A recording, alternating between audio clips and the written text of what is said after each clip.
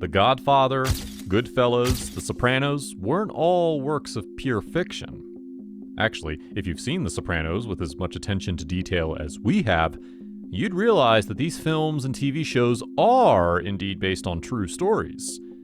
Organized crime was very much a part of the US, and the 5 families were behind most of it. So, are they still around? Well, let's take a deeper dive.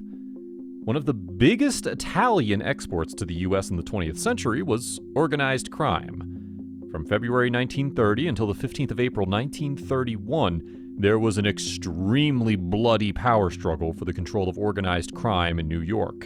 And this struggle was named the Castellammarese War.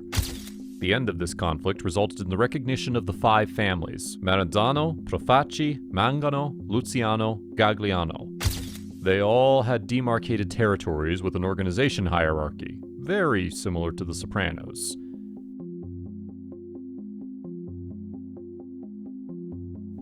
The Gambino crime family's head was Carlo Gambino, who managed to die a natural death at an old age while watching TV. Last year, the Gambino family pled guilty to crimes that involved racketeering conspiracy, wire fraud, money laundering, obstruction to justice, etc. They had a proper hierarchical setup with ex-boxers as associates who weren't afraid to get their hands dirty, if you know what we mean. Law enforcement agencies found knives with blood, brass knuckles, thousands of dollars in cash from various associates, and other made men of the Gambino family. There was also proof found that the Gambino family made a number of efforts in reviving the Mafia in Sicily, and on the basis of this, many Italian gangsters were arrested. Most recently, in 2019, the acting boss of the Gambino family, Frank Cali, was gunned down right outside his home. Despite the fact that authorities feared a gang war erupting, there was no such thing. And it was later revealed that Anthony Comello, a non-Mafia guy, allegedly killed the boss. There are many conspiracy theories about that, but let's not get into that, although it's quite strange to say the least. The family's still in operation today, and there are a couple of people believed to be running the family. Lorenzo Lure Maninos, believed to be the acting boss now.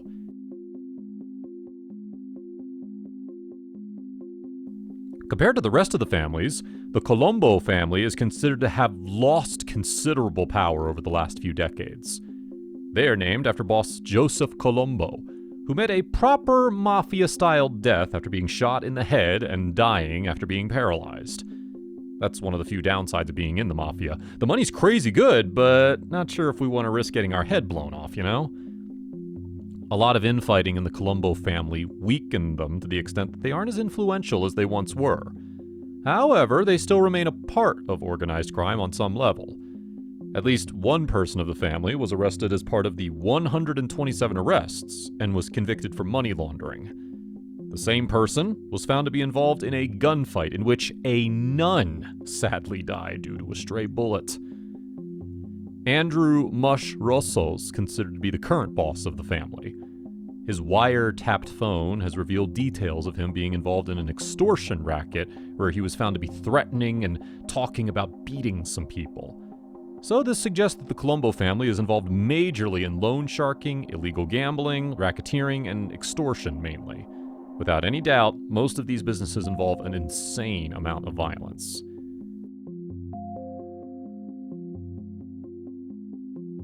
The Genovese family was previously known as the Luciano family and was heavily involved in the power struggle in the 1920s.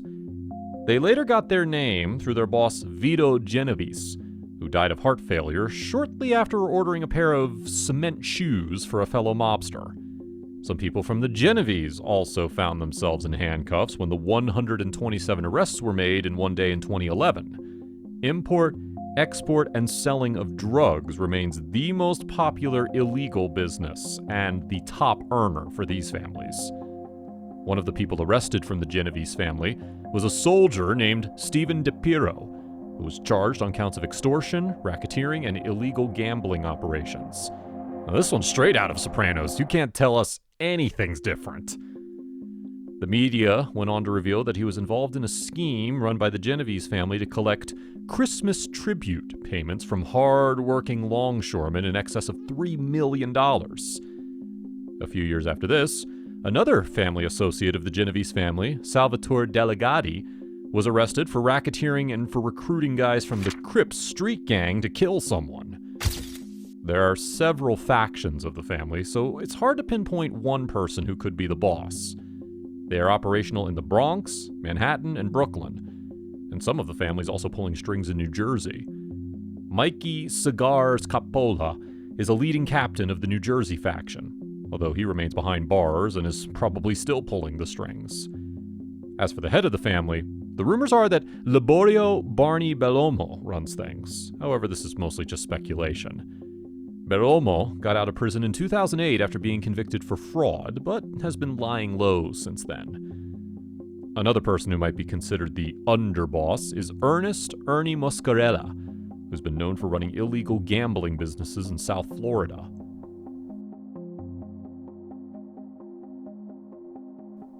The Lucchese family was previously called the Gagliano family.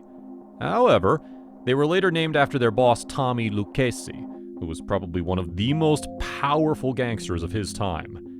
His legacy can be measured with the fact that many policemen, judges, politicians, gangsters, hitmen, etc. all turned up for his funeral. This family also had the infamous underboss who went by the name of Anthony Salvatore Casso, who was known as a fearsome homicidal maniac. Some of his associates were recorded saying that he just liked killing people. That's cold, even for a mobster. Casso also hired a couple of New York City police detectives as hitmen, who went on to fulfill the job. He later died in prison due to COVID-19 in 2020. To be fair, he was serving 455 years of prison time with no parole. As for recent news, a family soldier from the Lucchese family was arrested for one of the biggest loan shark operations in Mafia history. Only a month later, Lucchese soldier Anthony Grado and associate Fat Larry were also arrested for forcing a doctor to prescribe them, wait for it, 230,000 oxycodone pills. Safe to say, they were aware of America's opioid epidemic.